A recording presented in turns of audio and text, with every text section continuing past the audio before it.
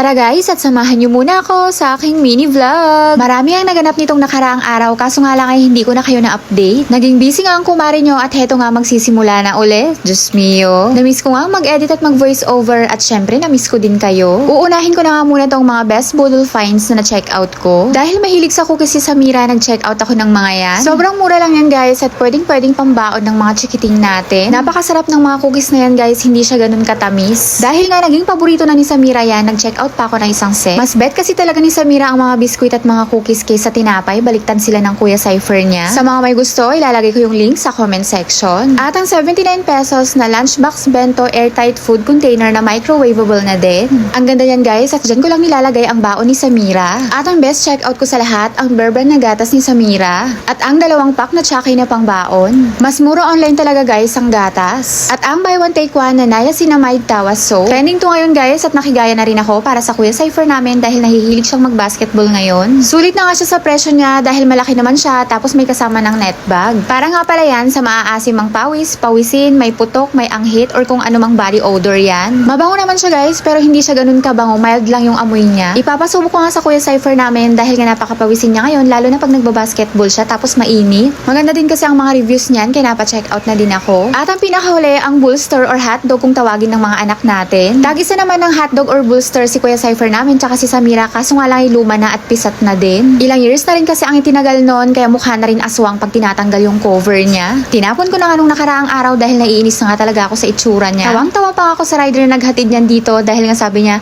Ate Ja, ano naman ba itong mga pinag-order mo? Ba't ang laki? Tignan nyo naman kung gaano kasaya si Samira lalo na't kurumi yung napili kong design ng kanya. Panda naman ang napili ko kay Kuya Cypher dahil nga yung one piece dapat kaso nga lang ay ubus na. Sinamahan ko na nga rin ng 2 unan dahil nga may 2 kaming unan na sobrang luma na itatapon ko na rin. Basta nga may bibilhin ako kay Kuya Cypher ay dapat meron din si Samira para pantay lang sila lalo na kung gamit. Lahat ng link guys ay ilalagay ko sa comment section, check nyo na lang. Pagkatapos ko magbukas ng parcel ay agad ko namang inasikaso ang pananghalian namin. Maaga nga ako nagluto ng ulam namin ngayon dahil nga magkakaroon ako ng bisita maya-maya. Hindi ko na nga na-videohan kung paano ko lutuin yan pero alam ko naman mga ka-Ilocano alam na alam nyo kung ano yan. Dinengding nga yan, patola na may saluyot at bulaklak ng kalabasa tapos nilagyan ko ng sardinas. Tapos pinitpitan ko lang din yan ng luya, pampabango. Bagoong isda ang pinangtimpla ko. Sobrang saglit nga lang din yan lutuin. Pagkatapos ko ang lutuin ay nagsandok na rin ako agad at kumain na rin dahil siguradong mapapalaban ako maya-maya. Bandang 2:00 nga ng hapon ay dumating na ang aking mga bisita. Kaso nga lang hindi kami kompleto, hindi dumating yung isang kaibigan namin. Hindi ko na nga matandaan kung kailan pa yung huling inom namin, parang last year pa ata yun. Walang halong biro pero isang beses lang ata sa isang taon kami makapag-inom. Minsan kasi puro plano lang tapos hindi naman natutuloy. Wait lang guys at magsashot lang si Ilocanang Morena, charis. Ba't ba natin kasi iniinom yung alak na yan samantalang napakapait, hindi naman masarap? Hindi nyo man na itatanong guys ay sasabihin ko na lang din at sigurado may magtatanong din sa inyo. Buti may okay lang sa asawa mo na nagiinom kayo dyan sa bahay nyo. Isa na nga yan sa itatanong nyo, sigurado. Wala namang problema sa hobby ko guys basta magpapaalam ako at kilala niya kung sino yung kainuman ko. Bihira lang naman ako makipag-inuman guys kasi taong bahay lang talaga ako. Yang mari ko nga lang din ang nakakainuman ko talaga minsan. Mag 10 years na nga kaming magkumare kaya kabisado na siya ng hobby ko.